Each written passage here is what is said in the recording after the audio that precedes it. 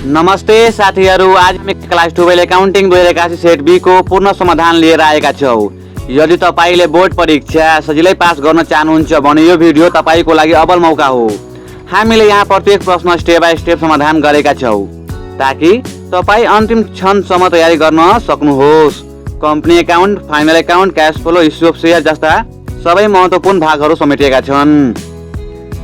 भिडियोको अन्तिमसम्म हेर्नुहोस् किनकि म तपाईलाई बोर्ड परीक्षा अनुसार उत्तर कसरी लेख्ने भने एकदमै प्रभावकारी तरिका देखाउने छु।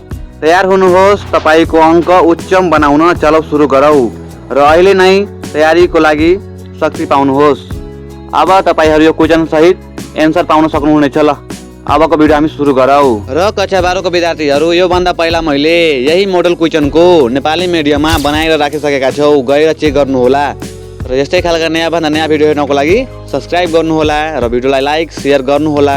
त्यसले गर्दा हामीलाई धेरै मोटिभेट मिल्छ। यस्तै खालका नयाँ भन्दा नयाँ भिडियो आउँदै रहन्छ, त्यसैले सब्स्क्राइब गर्नुहोला।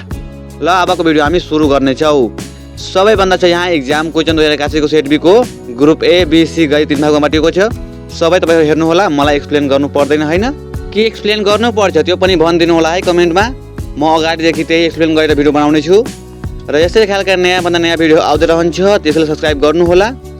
र अब तपाईहरु सबै हेर्नुहोला है, नोट पढ्ने गर्दै जानुहोला। जहाँ नबुझेको खण्डमा त्यहाँ कमेन्ट गर्नुहोला, मैले बुझाइदिनेछु कमेन्टमा पनि।